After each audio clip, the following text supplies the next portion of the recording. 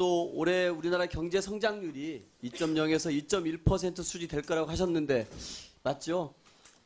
예, 정부가 2.4% 정도를 제시를 했는데요. 여러 가지 여건상 제가 보건대는 최근에 IMF하고 OECD가 그런 정도 전망을 했는데 얼추 그런 정도로 저도 생각을 하고 있습니다. 예, 저는 좀 이제 그 전 세계가 경제가 예전과 같은 이렇게 고성장, 고물가, 고금리 이런 게 가능한 시대인가 이런 문제의식을 가지고서 한번 말씀을 드려볼까 합니다. 한번 파워포인트를 한번 봐주시죠. 한번 보시면은 이 65세 이상 고령 인구가 지금 600만 명에 육박하고 있고요. 이에 따라서 생산 가능 인구의 감소가 가속화되고 있습니다. 이와 동시에 나타나고 있는 게 경제 성장률은 횡보하는 모습을 보이고 있습니다. 이게 어떻게 연관이 있다고 생각하십니까? 고령 인구의 증가와 생산 가능 인구의 감소가 이 성장률 횡보와 연관이 있다고 생각하십니까? 저는 지금 우리 사회의 급속한 고령화가 경제 현상하고 굉장히 밀접한 연관이 있어서 앞으로 이러한 경제 현상을 볼 때 고령화 그리고 고령 인구와 관련해서는 밀접하게 연관시켜서 파악을 해야 된다고 생각합니다. 예, 또 저물가가 지속되면서요 디플레이션 경고가 아니냐는 주장도 잇따르고 있습니다. 이번 좀 저물가의 특이할 점은 민간 소비 같은 경우는 2017년, 2018년에 한 연간 2.8% 정도로 회복이 됐는데도 저물가가 지속됐고요. 보소매업 고용도 부진한 괴리 현상이 나타나고 있습니다. 이것도 한번 봐주셔 보면은 이 온라인 상품 판매 비중은 계속해서 늘어나고 있는데 상품의 근원 인플레이션은 오히려 떨어지고 있습니다. 이런 거를 보면은 이 저물가 현상에 대해서 온라인 상품 판매도 큰 기여를 하는 게 아닌가 싶습니다. 통계청이 2015년도 소비자 물가 기준연도 개편할 때 이 온라인 가격 반영하는 조사 품목을 7.7%에서 15.5%로 확대하자 상품 근원 인플레이션이 낮아지는 효과가 나타났습니다. 이것도 상관이 있습니까? 어떻습니까? 저는 상관이 있는 것 같습니다. 예, 그렇겠죠. 저는 이렇게 인터넷 기술 발달에 따른 온라인 거래에 무역 세계화가 맞물려 있고 이에 따른 소비자들은 더 싼 상품을 앉은 자리에서 재택에서 소비할 수 있게 되었고 이것도 저물가의 중요한 원인 중에 하나로 보입니다만 네. 부총님 생각은 어떠신지요? 저도 의견을 같이 합니다. 그리고 저 말씀하신 대로 온라인상의 상품 거래가 급속도로 늘어나고 있는 것도 우리 경제에 주는 여러 가지 충격파 중에 하나라고 생각합니다. 예, 이 저성장, 저물가가 고착화되는 것이 아닌가 생각이 들기도 합니다. 여기에 저금리가 더해지면서 전 세계가 같은 문제를 고심하고 있습니다. 저성장에 저물가에 저금리가 지속되는 새로운 경제 환경, 이거를 뉴노멀이라고 많은 분들이 얘기하고 이 시대가 새로운 어떠했든 우리가 고민해야 될 경제의 표준이 되는 것 아니냐 이런 얘기들이 많이 있습니다. 유럽 등 주요국에서도 이 뉴노멀의 원인을 단순히 경기 사이클이 아닌 세계화와 기술 발달과 인구 구조 변화 등의 구조적 요인에서 찾고 있습니다. 저물가 주요국에서 이 저물가 요인으로 공통으로 꼽는 게 IT 발전에 따른 기업의 생산 비용이 절감되고 있습니다. 그리고 전자상거래 확산에 따른 유통비용 절감으로 상품 가격도 하락하고 있고요.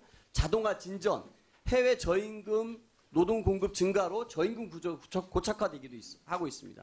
전반적인 투자 부진과 고용 없는 성장, 그리고 고령화로 인한 생산 소비 인구 감소 등 구조적인 문제가 원인으로 지목되고 있는 것입니다.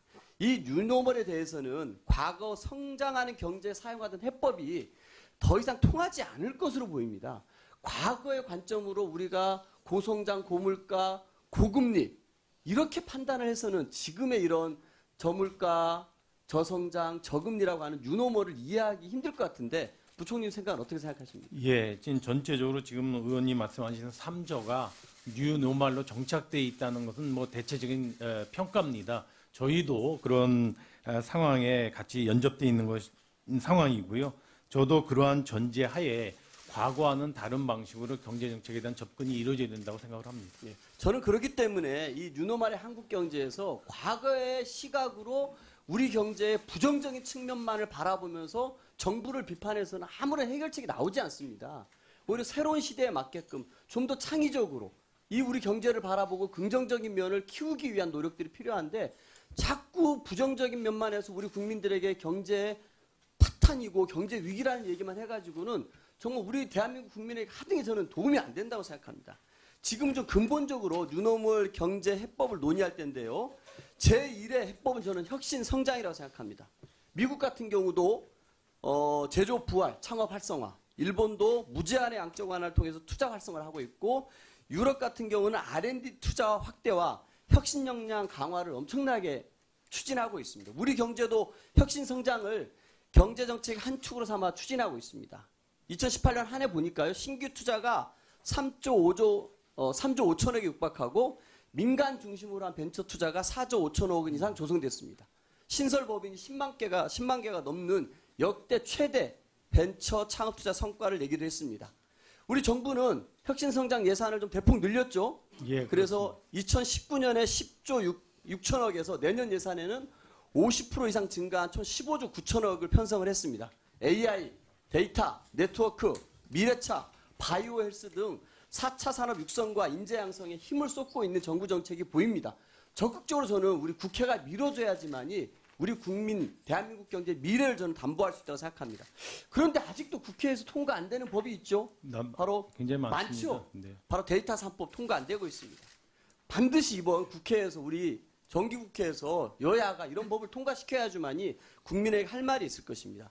혁신성장의 기반은 저는 공정경제에 있다고 생각합니다. 대통령께서도 어제 강조하셨습니다만 신생 벤처들이 시장을 자유롭게 진입할 수 있도록 시장의 문턱을 낮춰주고 혁신 아이디어들이 기업이 될 수 있게끔 대기업과 중소기업, 창업기업들의 상생 협력이 필요합니다. 그러기 위해서는 상법, 공정거래법, 하도급 거래 공정화법, 가맹사업법 등 공정경제 관련 법안이 꼭 통과되지 않겠습니까?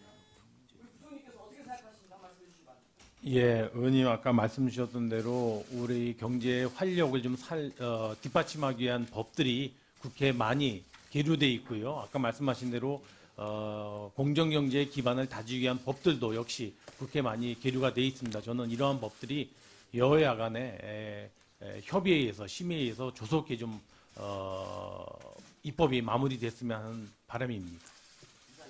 예, 수고하십니다. 다음은 존경하는 김광